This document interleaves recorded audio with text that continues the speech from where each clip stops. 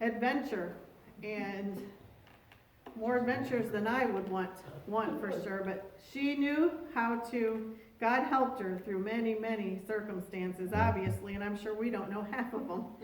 So, the mission had sent other missionaries into Okoyong to try to tell them about Jesus without success. One man who attempted to live among the people was captured, held for ransom, and barely escaped with his life. Another teacher tried to move into the village and was chased out with guns. Just the place for me, Mary decided. You'll be sorry, growled the trader. They are madmen. Mary smiled peacefully. She added, I'll have to be firm with them. King Io Honesty VII loaned Mary his best canoe with 30 paddlers. Oh, do not go, Ma, he pleaded. That tribe is fierce and cruel. I'm not afraid, said Mary. She decided to take several of the twin children she had rescued with her. I want to give the people of Okoyong the word of God, and I want to open that area for trade with your people. I will help the Okoyong. The thought came to her, what if the men of Okoyong are on the warpath? If so, they would be drunk and would respect no one. The Bible verse came to her mind, I will put my trust in God and not be afraid what man shall do unto me. Psalm 56, 3, 4, and 11. Mary relaxed on the cushions.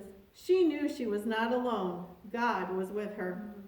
Finally they landed, but the nearest village, Akang, was 4 miles away. She and the children walked, and the paddlers stayed behind.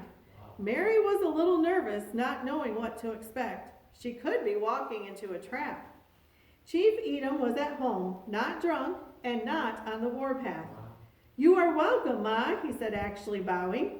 The drums told me you were coming. We have heard of your wisdom. I have a house ready for you as long as you will stay. Mary was amazed. How God had prepared the way for her. She never dreamed it would be this easy.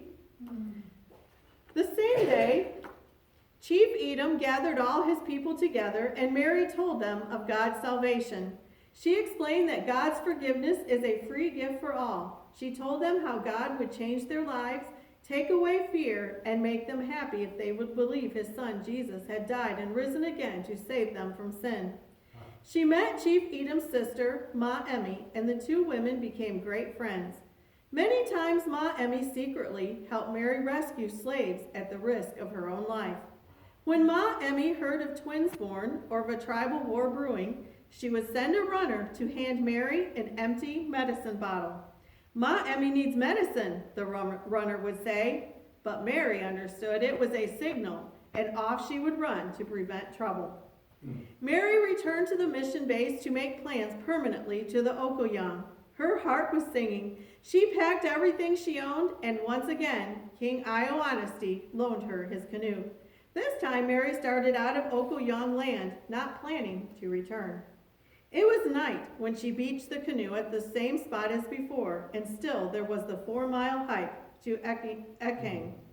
The oldest child walked first on the trail, followed by the younger ones. Mary followed with a baby on her shoulders, lugging a heavy package. The paddlers refused to travel through the jungle in the dark. Mary and the children fell many times in the mud. In some spots, she had to pull herself along the path by grabbing branches. The children cried at all the jungle noises. Don't cry, Mary urged. Jesus is watching over us. She began to sing. After a few hours, they arrived at Akang, but this time there was no welcome. The village was deserted. A slave told her a chief in another village had died, and everyone was off to the funeral to drink, dance, and kill. The next day, Mary got everything ready for church. She sat up a wooden plank with her Bible on it. She and the children sang as loudly as they could, but not a soul appeared. Mary prayed and waited and wondered how different this was from her first welcome. What had happened? Around noon, the people straggled in from the funeral in Ifako. We did not know you were coming, Ma, Chief Edom apologized. A young boy named Ipke offered to help Mary clean out the dirty room. The next day, Mary saw a crowd outside her hut and Ipke standing by a pot of boiling oil. Before she could do anything, a man poured a dipper of boiling oil over Ibki's arms. Ibki moaned and fell down unconscious from shock. Mary screamed and ran to him, but no one would tell her why it happened. Mary carried Ibki to her hut. She kindly gave him medicine and nursed him until he was better. Finally, he was able to tell her why it happened. Because I helped you, he said feebly, still in pain. They said I must not leave the old ways and take on God's ways. They were driving the evil spirit out of my arms because my arms swept your hut clean.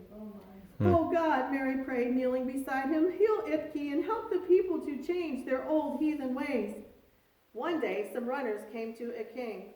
They had run for 8 hours from a distant chief, Ochre, who was very sick. The chief had called for the white Ma to heal him. Mary's fame had spread far up to this unexplored land, but Chief Edom did not want her to go. He's a bad chief, he said. Mary grinned, remembering what King Ioannesty had said about the chief standing before her.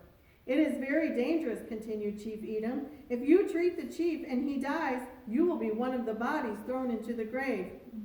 Perhaps, but I must go, Mary explained. If the chief dies, the tribe will kill all his wives and slaves. Many people will die. I must go and prevent this. And if the witch doctor says he died from witchcraft, then many, many people will be murdered. But I also know, she went on, that if anything happens to me, you will make war on Chief Ochre. So it is not an easy decision. Chief Edom eyed her silently. Could the white Ma also read thoughts? She always seemed to understand the people better than anyone else. Early the next morning, Mary started out on foot in pouring rain. Through the steaming hot jungle, she traveled with a bodyguard of friendly natives. She sank in mud up to her waist. The rivers were flooded, and she was up to her neck in water. Mary felt waterlogged. She was sick with a fever and pain in the head. After 8 hours, she reached the village. Chief Ochre's wives were all crying and wailing, fearful that they would soon be killed. Others were laughing, shouting, waiting for the fun to start. There were kegs of liquor around. And we'll continue next time.